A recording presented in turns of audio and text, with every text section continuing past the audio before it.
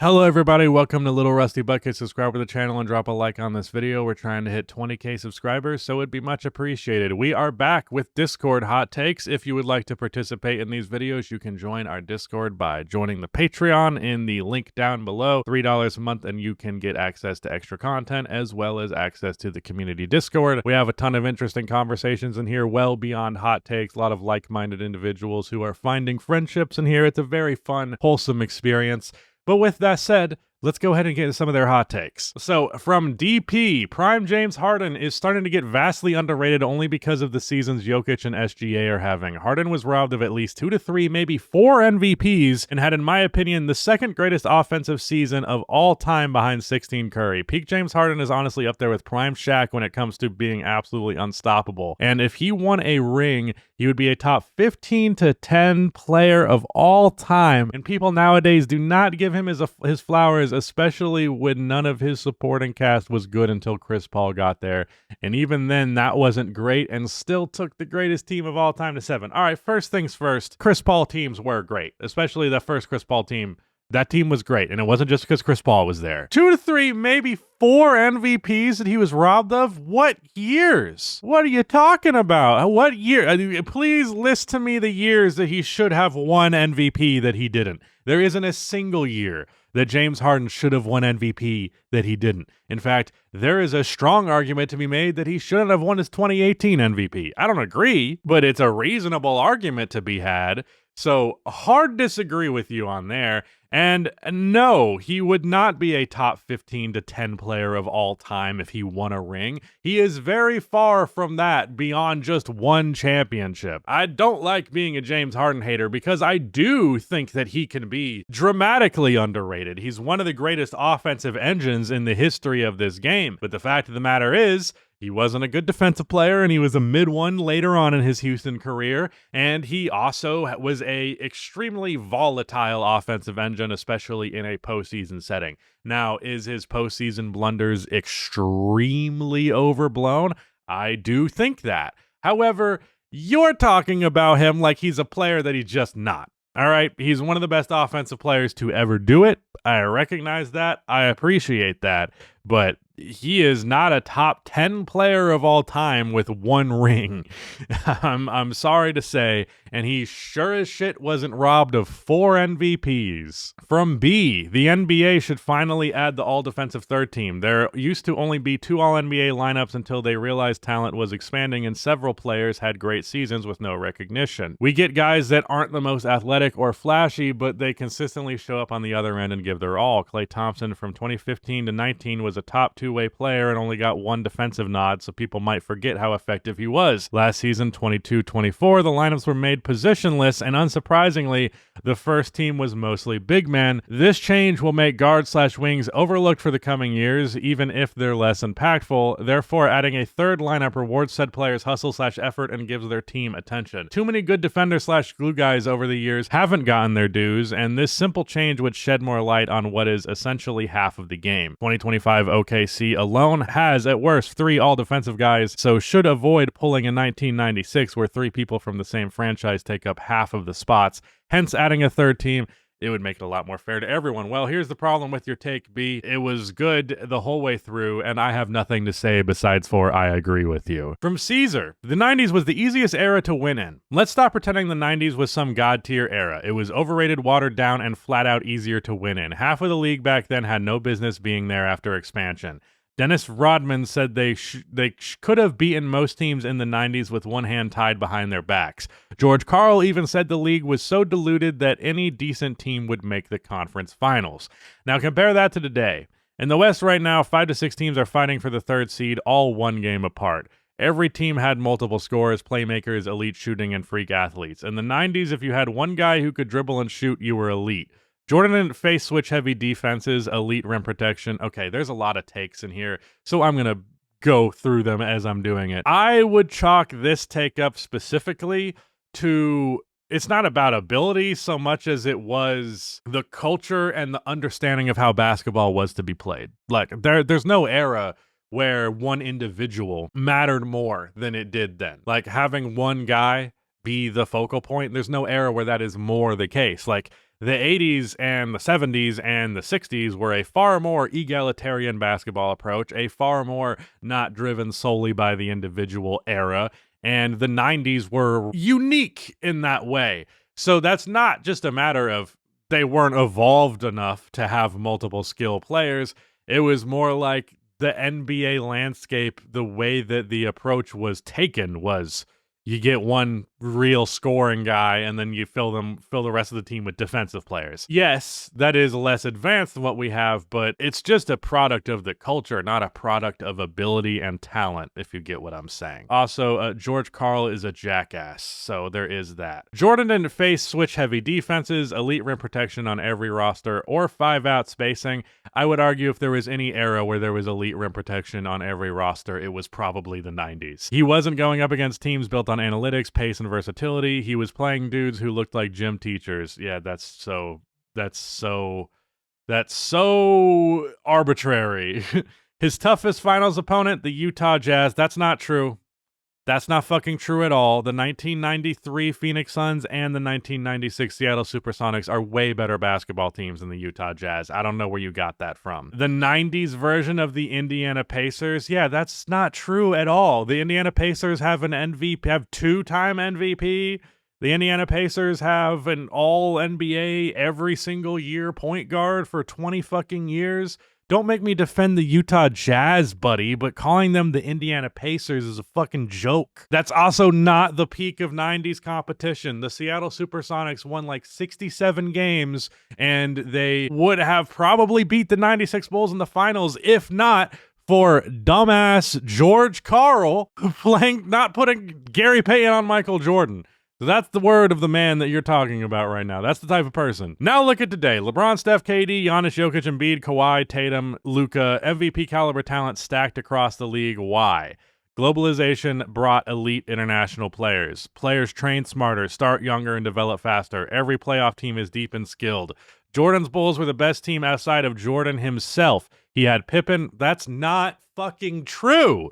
He had Pippen, Rodman, Kerr, Kukoc, Harper, all elite role players or stars. Of course they coasted. That's not just greatness, that's timing. They didn't coast. You don't win 70 games coasting. Today, even a super team might not win. That's how competitive the league is. First of all, that's not true because there aren't super teams in the modern NBA. There isn't a single fucking team in the league that I would label a super team. The Lakers right now are the closest I would get to it, but the role player core there is too weak. First of all, I don't know what you mean super teams might not win. There hasn't been a real super team in the NBA since the Golden State Warriors with Kevin Durant, and they sure as fuck were winning. Scottie Pippen is a great second option. Dennis Rodman, you want to talk? How are you going to simultaneously talk down the era and its talent, but then talk up what these guys are? Dennis Rodman scored 6 points per game. He is the way that people talk about Draymond Green, where they just completely disrespect the all-around game shit. They would absolutely do that shit with Dennis Rodman too, but we just have 90s nostalgia goggles on. Steve Kerr could shoot threes, and that was fucking it. He was a little guard who shot jump shots and was a defensive liability. Not much else on offense besides for a shooter. That is a joke of a role player in the modern NBA. Tony Kukoc is a great role player. I'll give you that. Ron Harper was a decrepit old former star who was a pretty good defensive player and averaged like 8 points per game. He was an elite role player. Steve Kerr was not an elite role player. Kukoc was, and Rodman was, and Scottie Pippen was an all-star. I think Dennis Rodman made an all-star team or two with the Bulls. I think he didn't make it his third year. No, he didn't make it at all. He wasn't an all-star on the Bulls. He hadn't been an all-star since 1992. Jesus. No, this take's terrible, and I'm disappointed in my Discord for everybody giving this an upvote. This is just blatant misinformation across the board. I'm sorry, Caesar, but the reason you think the East, the era was so weak, the West, well, first of all, especially because you're focusing this on Michael Jordan. Obviously, this take is about Michael Jordan subtextually. But like, the Western Conference was bad in Michael Jordan's era. But there was always one good team that came out of it that he faced. That's his fucking problem. There were also good teams in the East pretty much every single year. Michael at least went in a 6-game series to somebody. The talent in the league was more top-heavy because of expansion, but that does not mean there were not teams that were heavy hitters and teams that were hit and hurt by expansion. The Chicago Bulls had to face that just as much as anybody else did. The bottom tier teams not being good. Oh no, you mean the worst teams in the league are the worst teams in the league? That's never happened without expansion before. What are you talking about? There's I could sit here and name names too. If there's anything that the 90s had that's comparable to the modern league, it's fucking superstar caliber players. I hate this. Like, yes, the globalization brought elite international players. They train smarter, start younger, and develop faster. All of that shit is true, but that does not mean that the 90s were some super weak era, because guess what? You can't just transport the modern thing into the then. They experienced, everyone got the bad with the good of the era across the board. That's the same reason why saying the bubble championship is bullshit is stupid, because guess what? Everybody had the same fucking conditions. No, just a bad take. I'm sorry. This is maybe the most impassioned I've been about a take here. I could actually be okay with the argument that the 90s is the easiest era to win in, but this was not a well-made argument, frankly. The real main character of this channel, D'Lo's strongest soldier, the notion that a star player meddling with the workings of a team to better position the team to win as a bad thing is absurd. In a league where we as viewers want every player to try and win titles, the fact that the public seemingly hates on players like LeBron who have extensively meddled with teams that best find ways to compete is ironic, especially when a lot of this LeGM moves have historically worked out. His LeGMing of Ty Lue as head coach, his reconstruction of the 2018 Cavs at the deadline, helping to collude for AD, the 23 deadline shakeup, getting JJ over Ham and Vogel, who both turned out not to be the proper fit, and trading D'Lo for Dorian Finney-Smith have all worked out great, with the lone exception being Westbrook. Yeah, here's the thing about the LeGM stuff. He's usually, more often than not, making the right call, but when he doesn't make the right call, it's LeBron, so he's going to get criticized for it, and I think the mistakes that he makes in terms of pulling strings behind the scenes is something that just gets harped on more than the good stuff. A follow-up take from D'Lo's strongest soldier, players complaining to the refs and pushing for the refs to do their job right and get the right calls for their team shouldn't be shit on as well. Like, if we want to win, we got to do what it takes, even if it seemingly is complaining. And with how bad refs have been getting as of late, it's ridiculous how we show the players more criticism. The only negative is, like, not getting back on D or getting the text for said complaining. Yeah, I don't mind. I can get why people complain about players complaining, which is the funny thing about complaining is that it usually causes people to complain about the complaining. But I get it. I can understand why it's frustrating. At the same time, people will, like, dislike a player that they otherwise would like purely because they complained for the whistle, and to me, that's a little silly. The same thing I feel about the SGA free throw merchant thing, which is like, I can understand you getting a little upset about this, not enjoying a great basketball player because of something they do 3% of the time is a little silly, though. From Uncle Butch, if a player isn't able to be a significant contributor to a championship-level team, they should be considered a worse player than anyone who is able to do so. Russell Westbrook, Dame, Ja Morant are all worse players than Derek White. To be clear, I'm just saying this because these players haven't contributed to a championship yet. I'm saying it because I believe these players fundamentally play in a way that isn't conducive to winning at the highest level. Sure, they might beat a Derek White-type player one-on-one, but the NBA isn't a one-on-one league. Sure, they may be able to carry a worse team to a slightly better record, but who cares if the Portland Trailblazers end up with 40 wins instead of 25? Well, here's the remarkably unfair thing about what you just said. Being a star player comes with negatives along with it, absolutely, but the ceiling of building around a star player is much higher. So, yeah, you're going to be in a situations, this is always going to happen in the NBA, where a team builds around a star player and they don't do a good enough job of it, or they're really meant to be a second option and they don't win because they were not built around properly. The situation was not at their advantage. Whereas a role player, A role player can be in a great situation as a role player across the board, even if Derek White is so good he really exceeds the definition of role player. It's one thing to go, like, if we're talking about all-time talents, give it to the guy who has a championship over the guy who doesn't. You can distinguish talent from winning championships because not everybody gets to win championships. And if you use this approach, that's just going to make it impossible to rank anybody in the top 200 who doesn't have a championship. That's silly.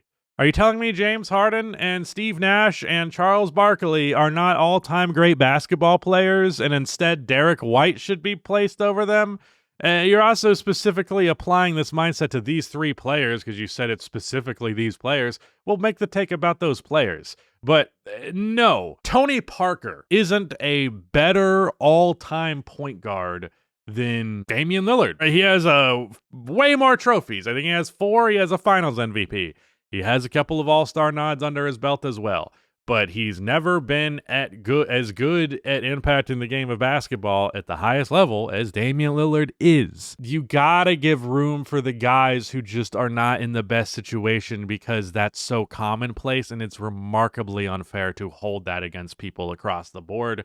But it's also extremely unfair to cherry pick specific names and players here. So yeah, I'm just not with that. From D, the Thunder should trade as many first-round picks as necessary to get a top 3 pick in this year's draft. Having a serviceable role player, God forbid a star-level player on a rookie-scale contract, will do wonders for the team. Yeah, that seems to be the strategy of the Thunder, is just to get dudes on rookie-scale contracts. I could see them doing something exactly like that. Maybe not this draft, maybe in another one, but I think the Thunder will continue to do youth movements with their multiple draft picks, even as their core starts to get older. And lastly, from Pat One Pels fan, the Pelicans will have a comeback season after this year.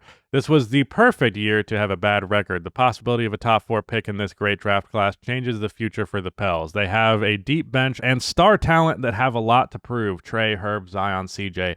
Outside of the center position, I'm 100% sure the Pelicans will solve this offseason with our young development like Messi, Antonio, and Carlo being so strong. I'll be honest, I don't really know who those guys are. I haven't watched the Pelicans in a while. I last watched them when Zion was playing and he got shut down. But yeah, I can get behind seeing a strong future. It's Zion. Is Zion going to be real? Is Zion finally happening?